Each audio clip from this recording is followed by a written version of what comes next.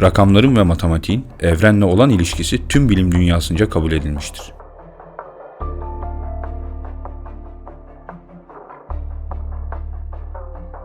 Yüce kitabımız Kur'an-ı Kerim'de de pek çok ayet bazı rakamsal şifreler içermektedir.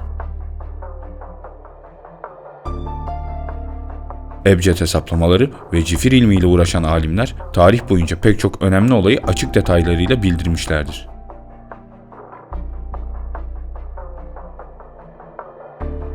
Bu alimlerin hiç bilinmese de en önemlisi İbn Haldun'dur ve 2020-2021 seneleri için şiirlerine şifrelediği kehanetler gerçekten de hayret vericidir.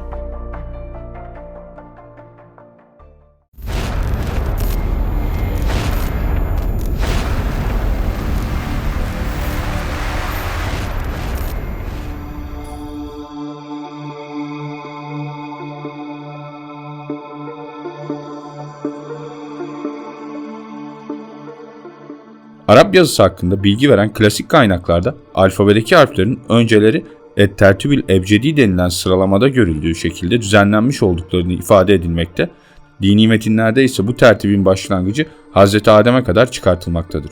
Hz. Peygamber devrinde de kullanılan ebced tertibi Emevi halifesi Abdülmelik bin Mervan zamanında değiştirilerek yerine Nasır bin Asım ile Yahya bin Yamer'in el-Udvani'nin hazırladıkları birbirine benzer harflerin ard arda sıralanması esasına dayanan bugünkü hurufül heca tertibi getirilmiştir. Ebced aslında alfabedeki harflerin kolaylıkla hatırda tutulmasını sağlamak için eski dönemlerde geliştirilmiş bir formül olup gerçekte bir anlamı bulunmayan kelimelerin ilki ebced, abuced, ebuced şeklinde okunduğu için bu adla anılmıştır. Bu formülde yer alan kelimeler şunlardır: ebced, heves, hutti, kelemen, safes, karaşet, sehas, daza.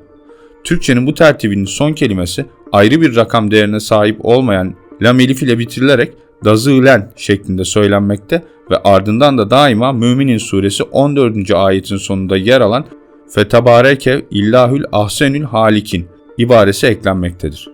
Buna uygun olarak hat sanatındaki murakkalar ve meşk mecmualarındaki müfredat kısmı bittikten sonra mürekkebat kısmının başına Arap harflerinin birleştirilmesine ait özellikleri topluca göstermek üzere konulan ebced tertibinin genellikle bu şekilde yazıldığı ve bunun istifade uygun düştüğü görülmektedir. Mağrip Müslümanları ise safes, karaşet ve daza kelimelerini safas, karaset ve zaaş şeklinde söylemektedirler. Ebced sisteminin İbranice ve Ramice'nin de etkisiyle Nabatice'den Arapçaya geçtiği kabul edilmektedir. Çünkü harflerin ebced tertibinde dizilişi bu dillerin alfabelerindeki sıraya uygundur ve harflerin sayı değerleri de onlarınkilerle aynıdır. Araplar arasında benimsenmiş olan bu tertipteki 8 kelimeden revarif denilen son ikisi hariç diğerlerinin Hz. Şuayb kavminden gelen ve Arap yazısının mucidi oldukları kabul edilen 6 Medyen hükümdarının veya 6 şeytanın yahut da günlerin adı olduğu şeklindeki rivayetler ilmi bir değer taşımayan folklorik unsurlardır. Ebced ile ilgili olarak bazı hadislere de rastlanmakta. Ancak İbn Teymiye bunların başlıcalarını verip rivayetlerini tenkit ederek güvenilir olmadıklarını açıkça ortaya koymuş bulunmaktadır. Bir rivayette Hz. Ali ve İbn Abbas'a dayandırılarak her kelimenin Hz. Adem'in cennetten ayrılış ile tövbesi arasında geçen sürenin çeşitli safhalarını ifade ettiği öne sürülmektedir.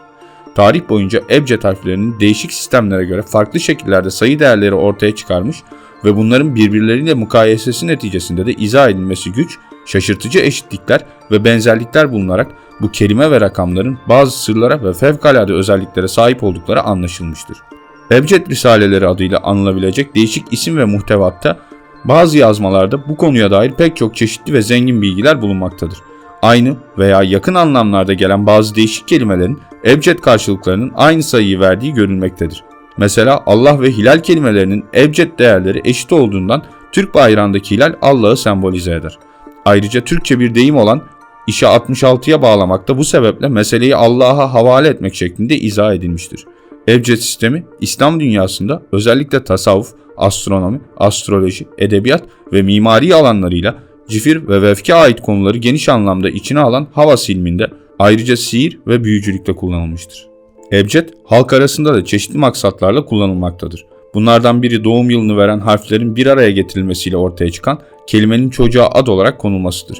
Mesela Hicri 1290 yani 1873 yılında doğan Mehmet Akif Ersoy'un adı babası tarafından bu usulle Ragıf olarak konulmuş Fakat bu alışılmamış kelime babasının ölünceye kadar Ragıf demekte ısrar etmesine rağmen yakın çevresi tarafından Akif şekline dönüştürülmüştür.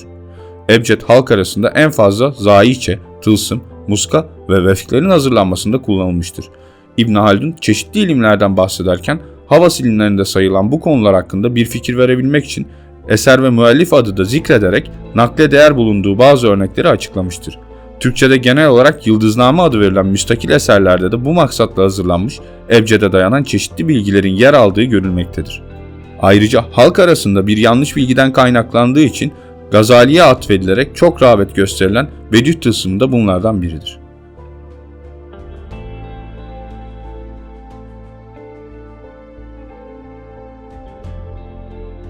Ebced'e dayanan ama çok daha karmaşık bir hesaplama sistemiyle yapılan gelecek tahminlerine yani tam kehanete cifir denir. Geçmişin büyük alimlerinin neredeyse tamamı kehanete merak salıp cifir ilmiyle uğraşmış ve olacakların çok az bir kısmını bilmişlerdir. Kehanetler açık şekilde değil mutlaka şifreyle yazılmıştır. Kahinlerin kanaatine göre kafa karıştırıcı şifreleri kullanmak şarttır. Zira kehanetler sıradan kişilerce değil bu ilme vakıf olanlar tarafından çözülmelidir. İşte ebced ve cifir yoluyla gelecekten haber veren nadir kişilerden biri de Müştak Baba'dır.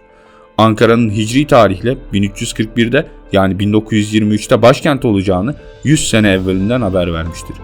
Müştak Baba hakkında ve bu kehanetine dair pek çok bilgiyi internetten bulabilirsiniz. İslam tarihinin en büyük cifir ilmi üstadı ne yazık ki ismi pek duyulmamış İbn Haldun'dur. Bu kişi oldukça gizemli birisidir. 1100'lü yılların başında Bağdat'ta yaşamış ve burada ölmüştür. Yaptığı kehanetlerse gerçek manasıyla anlaşılsa dünyada Nostradamus'un adı dahi konuşulmayacaktır. İbn Haldun kehanetlerini tıpkı diğer cifir ilmi üstadları gibi şiirlere gizleyerek bir kitap haline getirmiştir. Bu değerli kitap Irak işgaline kadar Bağdat kütüphanesinde özenle korunuyordu. Ancak sonrasında ortadan kayboldu. İbn Haldun kehanetlerine ilk başladığında Müslüman devletlerin liderlerine mektuplar yazarak onların başlarına gelecek kötü olayları ve tahttan nasıl ineceklerini haber veriyordu. Bir süre sonra tüm söylediklerinin çıkmaya başlamasıyla ünü yayıldı. Pek çok sultan onu sarayına davet ettiyse de o reddetti. Rivayete göre bu ün onu rahatsız etmeye başlayınca 20 müridiyle beraber dağlarda bir mağarada yaşamaya başlar ve dünyada geleceğe dair gerçekleşecek tüm olaylar hakkında önemli kehanetlerde bulunur. Daha sonra da bu kehanetlerini bir kitapta toplar. İlk önemli kehaneti ise 1299 senesinde Osmanlı Devleti'nin kurulmasıyla gerçekleşir. Kehanetlerin arasında 1453 senesinde İstanbul'un fethedileceği, Viyana'nın kuşatılıp alınamayacağı da yerini almıştır. Kitabın ilk bölümlerinde cifir ilmiyle hesap edilen kehanetler sadece İslam ülkelerine dairdir. Sonralarında ise nedendir bilinmez kehanetler globalleşmeye başlar. Global çapta yaptığı ufak kehanetleri 1. ve 2. Dünya Savaşı'nı kesin olarak bildirdiği tarihlerle büyütür. İbn Haldun'un bizi en fazla alakadar eden kehanetlerinin bulunduğu şiir ise günümüz Türkçesiyle şöyledir. Kim ayırıyor dünyayı hayvan ile insan? Ben şiir yazan bir kurdum ve dünyada bir şiir değil mi? Gökyüzünde uçarak. Bir deli diyor ki dünyada olsa olsa Tanrı'nın mısralarıdır ancak. Ve kimse yarın daha çok sevmeyecek. Rüzgarların insan ruhunu değiştirdiğine inanmıyorum. En önemli sözü günün karımdan geliyor. Diyor ki Rabbin şiirleri devrine göre akar. Su gibi. Her şeyin vakti gelir. Hiçbir şey olamaz ebedi. Bahçeye çıkıyorum, ağaca bakıyorum ve dönüyorum. Diyorum ki sözcüklerdir bağlayan beni geçmişe ve geleceğe. Öleceğim ve geçmiş gelecek ben olacağım. Ben ağaçlar olacağım. Ancak o zaman teselli bulacağım.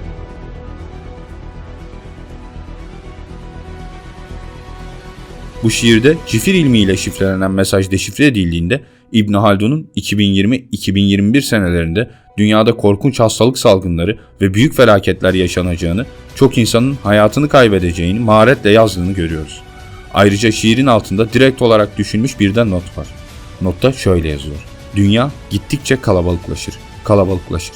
İnsanlar sokaklara, şehirlere sığmaz. Hiç kimse hiçbir yerde yalnız kalamaz. Belli bir vakte kadar bu geçimlik böyle sürer. Sonra bir elem kaplar cihanı. O zaman Mekke'yi görüyorum. Hazreti Adem babamızın ilk peygamberlik yıllarındaki gibi. Birkaç kişi hariç hiç kimseler yok. O zaman başka büyük şehirleri görüyorum. İçerisinde insan yok. Hayvanlara ve bitkilere yurt olmuşlar. İbn Haldun'un çağımıza dair başkaca pek çok net kehanet ve şiirleri vardır. Zamanında Kahire Müzesi tarafından alınmış birkaç sayfa kopya bulunmaktadır. Videoda verdiğim bilgilerde bu kopyalardan tercüme edilip deşifre edilebilen kısımlardır. Elime daha fazla deşifre şiir geçtiği takdirde bunları Instagram üzerinden sizlerle paylaşacağım. Konuya ilgi duyarsanız benimle Instagram'da arkadaş olarak gelişmelerden haberdar olabilirsiniz.